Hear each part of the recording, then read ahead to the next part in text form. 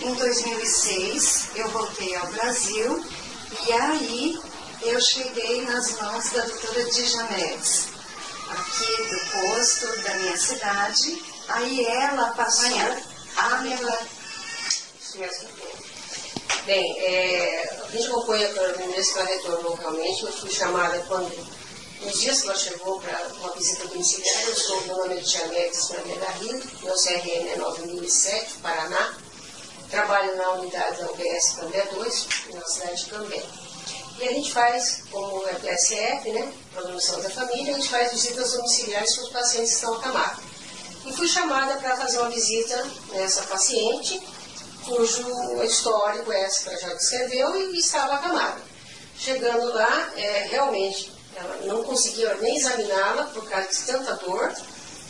Acabei ligando, inclusive, do meu celular na hora para o hospital universitário nosso, que pertence a Londrina, né, que é uma referência nossa. Falei com o diretor do hospital, expliquei o caso, para que a gente conseguisse um atendimento mais rápido, porque era um quadro que me causou comoção na hora pelo estado que ela estava. Ela estava usando uma dose altíssima de medicamento e mesmo assim com muita dor. Bem, a partir daí a gente começou médico, foi alta de médico, vai para neurocirurgião, volta de neurocirurgião. Chegou ao ponto do neurocirurgião de São Paulo, né? E de repente aquela menina me some. Eu falei, nossa, até comentei com as meninas, falei, tem que assim, a menina foi embora, voltou para São Paulo. E um belo dia, estou eu aqui na unidade de saúde, me entra ela aí, quase que correndo, saltitando. E eu fui questioná-la, perguntar o que havia acontecido, porque eu realmente nunca a vi dessa maneira, né?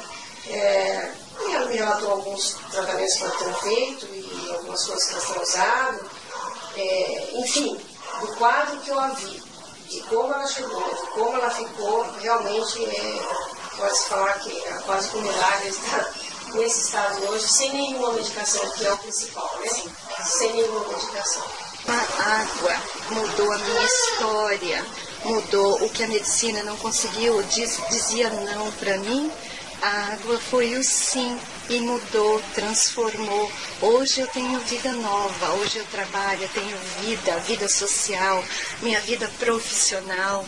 Hoje é uma nova história na minha vida, porque eu acreditei num produto natural, não prejudica em nada como medicamento, você toma para um órgão e afeta um órgão.